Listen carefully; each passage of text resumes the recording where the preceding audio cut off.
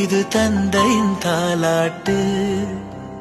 பூமியே புதிதானதே இவள் மழலையின் மொழி கேட்டு. ஓ தாயாக தந்தை மாறும் புது காவியம்.